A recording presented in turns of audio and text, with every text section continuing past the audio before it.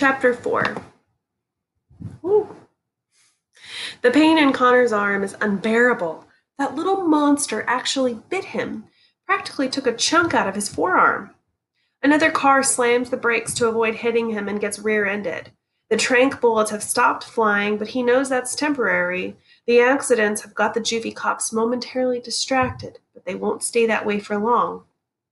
Just then, he makes eye contact with the girl who got off the bus.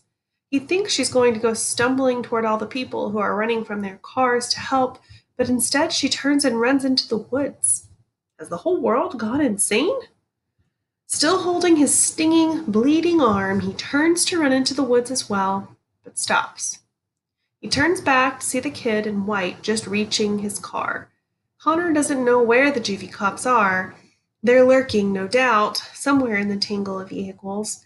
That's when Connor makes a split-second decision. He knows it's a stupid decision, but he can't help himself. All he knows is that he's caused death today. The bus drivers, maybe more. Even if it risks everything, he's got to balance it somehow. He's got to do something decent, something good to make up for the awful consequence of his kicking AWOL. And so, battling his own instinct for self-preservation, he races toward the kid in white who was so happily going to his own unwinding.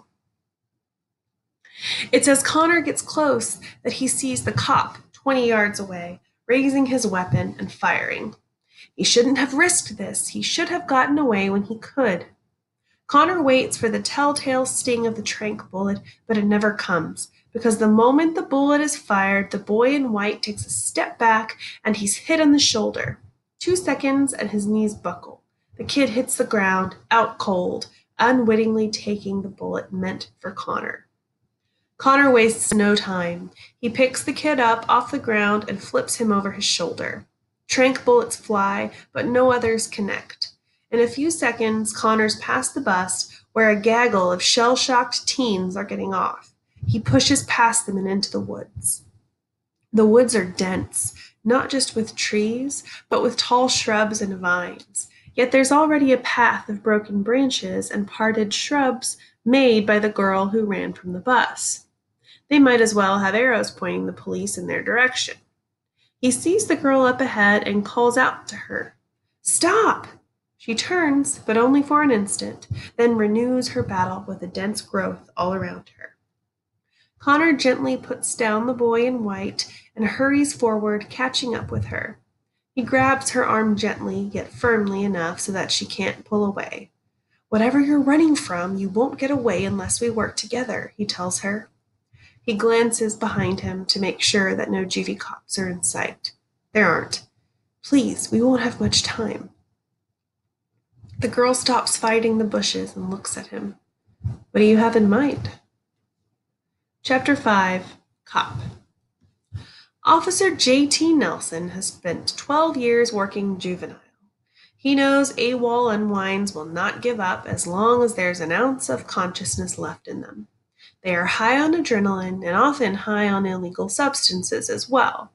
Nicotine, caffeine, or worse. He wishes his bullets were the real thing.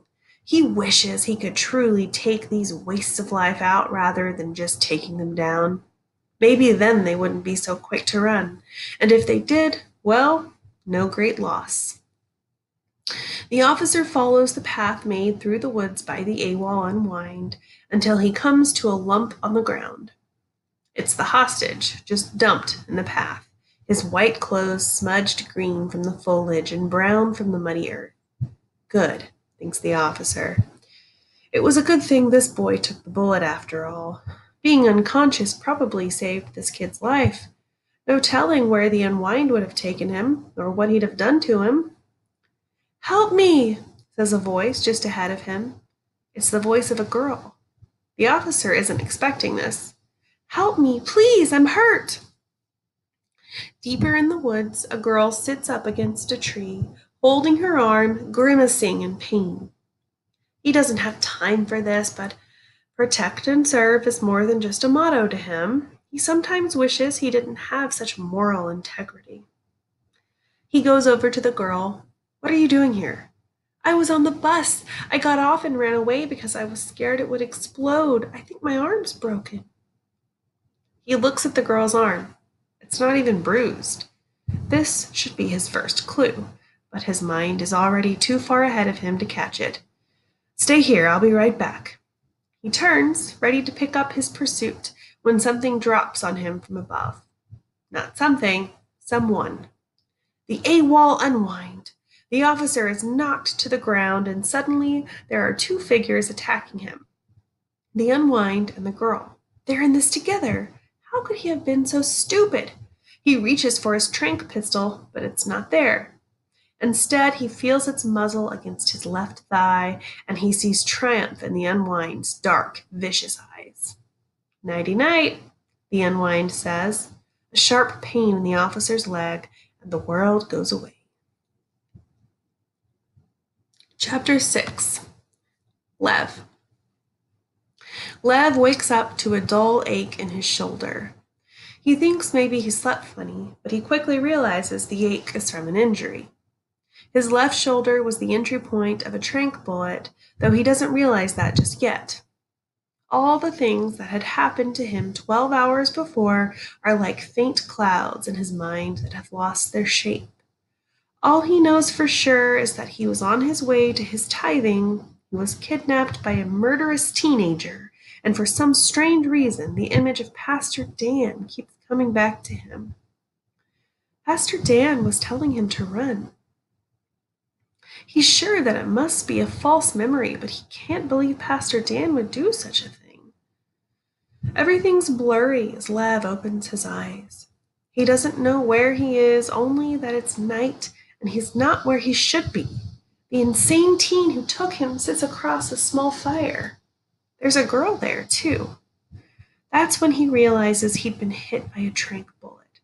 His head hurts, he feels like he might puke, and his brain is still only at half power.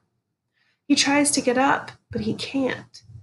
At first, he thinks that it's also because of the tranquilizers, but then he realizes he's tied to a tree by thick vines. He tries to speak, but his voice comes out as a little groan and a lot of drool. The boy and girl look at him, and he's sure they're going to kill him now. They kept him alive just so he'd be awake when they killed him. Maniacs are like that. Look who's back from Trankville, says the boy with wild eyes. Only his eyes aren't wild now, just his hair. It's all sticking up like he slept on it. Although Lev's tongue feels like rubber, he manages to get out a single word. Where? Not sure, says the boy. Then the girl adds, but at least you're safe. Safe? Thinks Lev. What could possibly be safe about this? Hostage? Lev gets out. The boy looks to the girl, then back to Lev. Kind of, I guess. These two talk in an easy tone of voice, like they're all friends. They're trying to lull me into a false sense of security, thinks Lev. They're trying to get me on their side so I'll take part in whatever criminal activities they have planned. There's an expression for that, isn't there? When a hostage joins the kidnapper's cause? The something syndrome. The crazy kid looks to a pile of berries and nuts obviously foraged from the woods. You hungry? Lev nods, but the act of nodding makes his head spin so much he realizes that no matter how hungry he is, he'd better not eat, because it'll come right back up.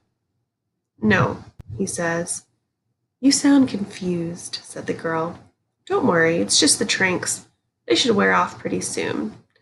Stockholm Syndrome, that's it. Well, Lev won't be won over by this pair of kidnappers. He'll never be on their side. Pastor Dan told me to run. What had he meant? Did he mean run from the kidnappers? Maybe, but he seemed to be saying something else entirely. Lev closes his eyes and chases the thought away.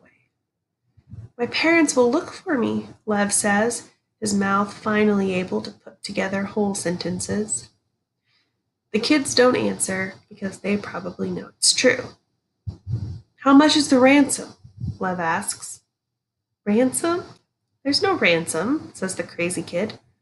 I took you to save you, idiot. To save him? Lev just stares at him in disbelief. But, but my tithing. The crazy kid looks at him and shakes his head.